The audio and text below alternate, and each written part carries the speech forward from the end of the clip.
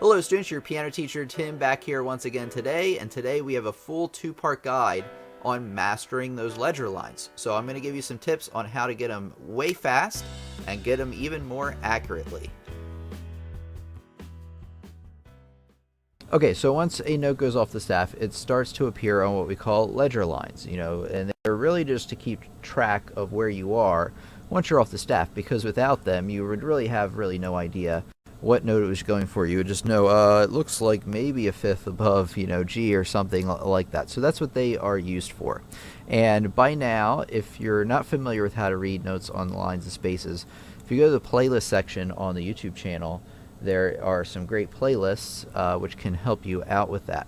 So basically, if you know how to, actually one thing I want to point out is if notes go from space to space to space to space, just like that, those are called skips. Or even if they go from, let me draw them better this way, I think this will be a little better to exemplify the point, or if they go from line to line to line to line, like it does right here, those are skips. So you're skipping every other note. You may or may not know that already, and trust me, this is part of our trick to getting these a lot better. So the lines of the treble clef we have here are E, G, B, D, F, or every good boy deserves fries, or something like that. You probably know that by now. Now, the thing about that, what I want you to do is practice skipping on the piano. Not like just skipping on the piano like that, that's easy, but saying the notes out loud. E, G, B, D, F, and then continue. A, C, E, G, B, D. It's a little bit of a challenge. I've been doing it for a long time, but keep practicing that. E, G, B, D, F, A, C, E, G. And do that over and over again, because what that will do is that will get you to know the lines of the treble clef, which you probably know already, but it will also continue off of the treble clef, with this note here, with A there. You have C, E, just like that. So as you can see, the lines of the treble clef are E, G, B, D, F. F is this top line that we have right here. So you can continue skipping F, A, C, E. If I know that these are all in a line, that this will be F, A, C, E. So if I have a note way up here, 3 ledger lines up, and I'm like, oh man, well, what note is that? It would take a long time for me to just count from F and then be like, all right, how many notes is that up? Oh, it looks like this many notes. What's better is to just say, okay, it's a line. I'm going to take the top line that I do know, that's F, and then I'm going to skip a few times up from there.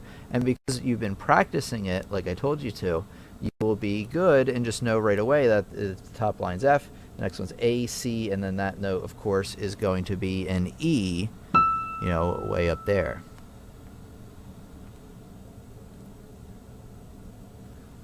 Same thing goes with spaces. So how are we going to figure this note out? It's way, way up there, way too far to really spend your time and count.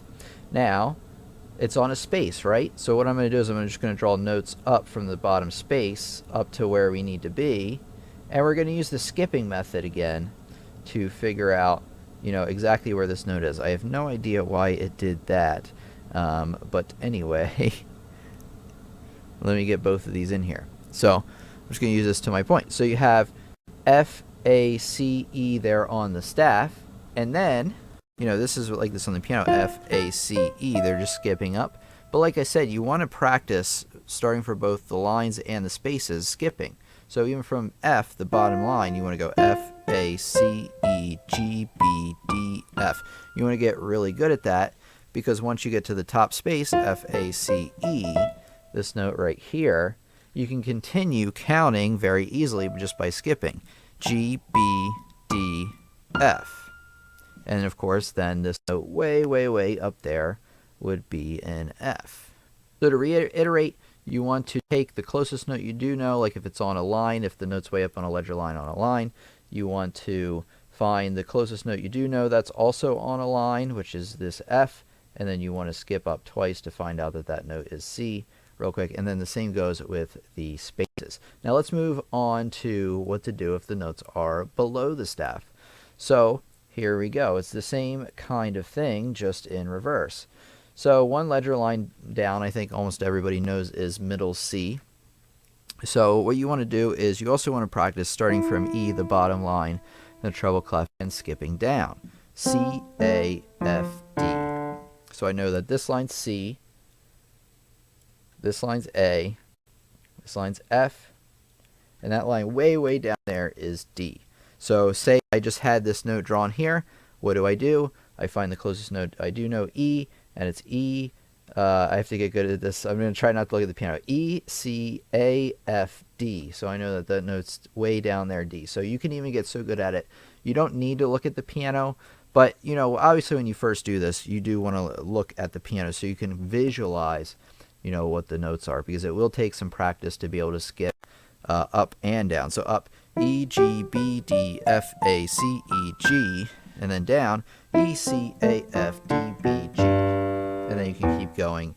But it generally, you know, the right hand won't go any lower than the note, this D we have written here.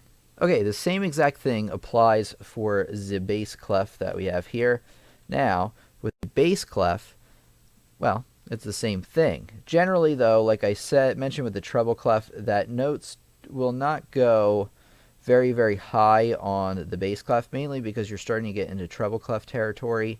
And they generally, like as a writing music rule, they generally don't want voices to cross. So generally, you probably don't see any notes above this note right here. What note would this be? Well, let's use our little method to figure this out. So it's on a space. Let's find the closest space on the staff we do know, which is this G here, and then which is right here. And then we just want to skip up, you know, as many times as we need. So G, this next one here is B, then we have D, F. Therefore, this note way, way up here is A. G, B, D, F, A. So you want to get that fast at counting up the spaces.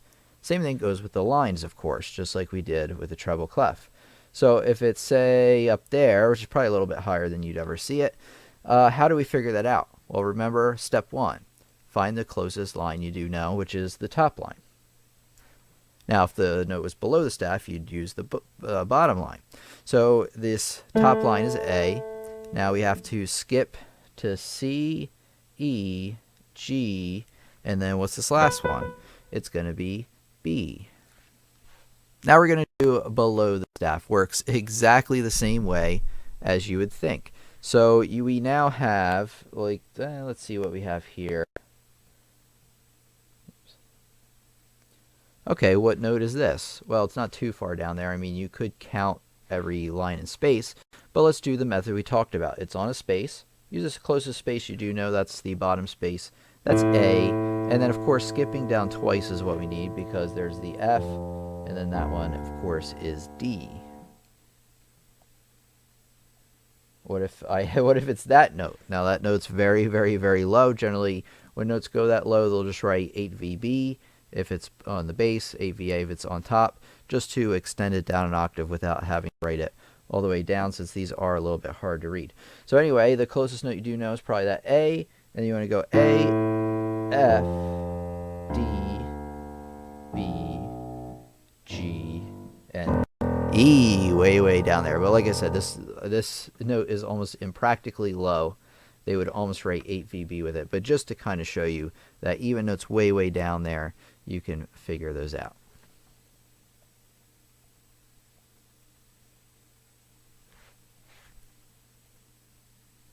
What about this line? What note is this? Write it in the comments if you know what note this is. So if we have G on the bottom line, which is our method here, you got G, you skip down to E, C, and then that note right there is A. Okay, so I have a practice assignment here for you. So the number one thing you want to do, you want to practice this for at least a week, but probably every time you practice, you know, until you have it mastered at least as well as I do. Number one thing you want to do is start on the bottom line of the treble clef, E, on the piano, and practice skipping all the way up until maybe you get to the E, like 3 octaves above that. You actually can't even see it in the frame I have. So here's the E, and you want to go even one more up there. So you just want to continue going. I actually don't even know if this will work out to hit E when I do it, but we'll see. So anyway, you want to practice skipping and not just playing them on the piano. That's too easy. you want to say them out loud. So the first thing you want to do is use the piano, play it and look at the piano while you say them out loud. And then after a while, maybe a week or so, or however long you feel like you have it mastered, then you don't want to look at the piano at all. So if I was starting from the bottom, it would be E, G, B, D, F, A, C, E, D, B, D. I don't know if I'm pressing the right keys or not. I was just kind of bouncing my finger up and down. But that's how you skip. E, G, B, D, F, A, C, E, G, B, D. Oops, D. I went so fast I couldn't even play them fast enough. But the key is to be able to say them fast, because when you're reading the music, you'll be able to see. So if it's on 2 lines above the treble clef, I know, okay, I'm starting on F, and then you just go A, C, and then that makes it way, way, way easier. The next thing you want to do is start practicing skipping from F. That's the bottom space of the treble clef. F, A, C, E, G, B, D, F, A, C, E. Now, if you feel like you master that right away, or you feel like you have it mastered, try it without looking at the piano. F, A, C, E, G, B, D, F, A, C, E, G, and I think that's as far as I need to go. All right, and then the same thing in reverse with the treble clef. Start from the first line, and then count down the other way. I might not be quite as good at this one, but E, C, A, F, D, G, B, G. It's almost like saying it backwards now. So you want to do that. Maybe you don't have to go quite as far. Maybe to an octave C below middle C, and then same thing with the space. F, D, B, G, E, C, A. Like I said, I'm not quite as good. Maybe I should practice it. Let's see. F, D, B, G, E, C, A. I think if I practice it a few times, every day, I would definitely have it. And then same thing with the bass clef. Start from the bottom line, G, G, B, D, F, A, C, E. You can probably stop at that E. Maybe actually no, go up to this B here. That's generally how far you'd see notes up. And then the bottom space, which is A, C, E, G, B, D, F, A. And then going backwards, same kind of thing. I think you get the idea. So you want to practice it for each hands, going up, skipping from the line, from the space, going down, skipping line, space, and then do the same thing with the bass clef. So it's really 4 things until you need to do. Do that every day for at least a week, but like I said, you want to continue on to it until you get better and better and better and better at it. So maybe you just want to kind of add it to your regular practice routine. So that's your little assignment for this part of the lesson. Okay, so here we go. So here's part 2 of the lesson, really. And it's all about intervals. We talked about, I had a lesson quite a while ago last summer about how to read music faster using intervals. Remember, interval is the distance between 2 notes. So even by skipping, right, C, E, G, B, these are all intervals because they're all a set space away from each other. They happen to be a third.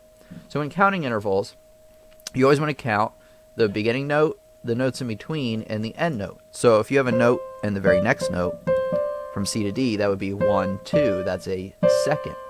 And recognizing a second on paper would look something like this. So there you go. There's a second. We have E and F right here. Now, it's pretty easy to tell how far away they are. So when you start moving them further and further away, you have a third. A third looks like a stacked snowman. Also in the other lesson, I'll leave it in the description of the Read Music Faster with Intervals lesson.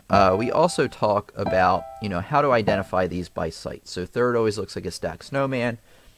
Fourth looks like that, where you have a space in between. First one starts on a space, next one's a line, and things like that. I also give you some other helpful hints in there as well. Now, the intervals you can use basically to tell how far away the upper note is without having to skip. It gives it it's like a little shortcut to this. So here's what I mean by that. So say we have this note right here. Let me see where that puts it. Okay, that's perfect.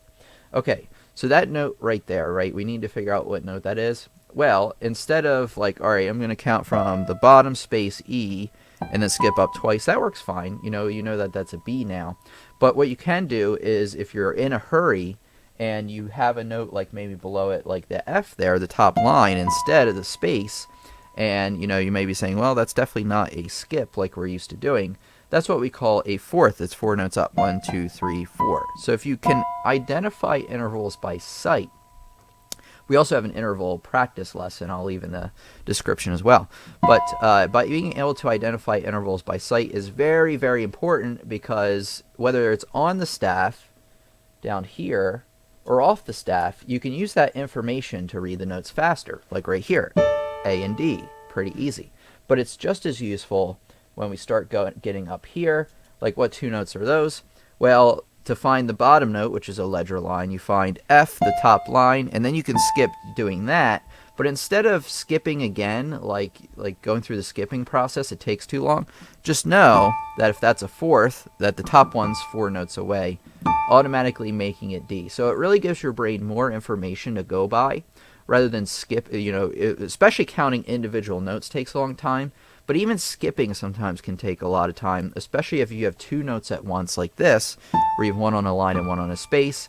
And it would take too long to, in my opinion, especially if you're sight reading, to read the first one and then go through reading the second one. Just read the first one, that's A, and know that that's a fourth apart. If you know, because all fourths look the same, and all fifths look the same. Like a fifth, right away, because the bottom one's a space. There's a space in between that's not taken up. And then there's a top space. Same thing if it begins with a line. Same kind of thing. So those are all fifths, no matter where they fall. So if you're good at figuring out where a fifth is, and you have this top note here, which would generally be hard for a lot of us. Start on F, you skip up twice, there's C. And then instead of keep skipping to figure out what the next one is, I just know that that's 5 notes away. And I'm going to play that top note. So you can get notes a lot faster, both on the clef and off the clef in the ledger lines, by using intervals. Let's practice a few together. Now, what are these notes? You have an F here, right, on the bottom staff, assuming that you're pretty good at reading notes on the staff already. And then you have a bottom note. We need to figure out, what is that bottom note? Well, you can skip down twice because they're both spaces, and that first one's on a space. So it would make sense in this case to go F, skip down to D, and then B. We know that bottom one is B. But going by what we said before, they're a fifth apart. So if you know the first one, the next one is 5 notes down. 1, 2, 3, 4, 5. This takes time to get used to. You want to practice your intervals on a regular basis, so you do know, all the little tricks to them, and you know how to identify them by sight. What if it was like something like, something like that, I would say. How are you going to figure out what note that is? Well, if you're good at intervals, you know that this is an octave away. So you just know right away that the bottom one's F. You don't even need to think about it. Here's a little tip for you. If you ever have a note at the bottom of a clef, and you have a note, way down in the ledger lines down there, most of the time, 95% of the time, it's going to be an octave. An octave, by the way, also, you have to consider, they don't match. So if the first note's on a line, the second one is going to be on a space. If the first one's on a space, the second one's going to be on a line. So if they both match, you know right away that that can't be an octave. But just so you know, most times, especially in the bass clef down here, say they had this note. I don't even know if these are far enough away. I'll make sure once they write it there. See, so right away, there's a space and there's a space. So that can't be an octave. So I think an octave would be one more down. Is that right? A, C, E. Yep. So that's an octave away. So, if I'm reading bass clef, I know the top one's A. And I'm just going to assume that's an octave. It's a pretty safe bet that that bottom one is going to be an octave away. Let's try a few more just as practice. So we have the bass clef again. We have a G, and then whatever note it's going to decide up there. Let's see. So how far away are these? Well, they're both spaces, right? So it can't be an octave, like I said, since they match. So you have G with your left hand. Now you can use the skipping roll to skip up to B, to D, and then to F, and know that that's an F right there. You could also know that these notes are a seventh apart. Generally, people don't know how far sevenths are. When you're knowing intervals, I would definitely know seconds. Seconds through octaves is pretty important. But a lot of times it's hard just by sight to figure out whether it's a seventh or an octave. I guess if it's so far away and they're both spaces, it's pretty safe to assume that they're a seventh. Because a seventh would have a space down here, and then you'd have no space, and then you'd have a note on a space again. So that's true for all sevenths, except, obviously if it starts on a line, you have a line, you're skipping a line, you're skipping another line, and then you have that final line up there. So you know that those are going to be 7 notes away right there. Now, a lot of times you'll have to determine intervals, across clefs. We talked about this in part 1 of the lesson. So you just really have to understand to get this, that this note right here, let me move this up, and this note right here are the same note.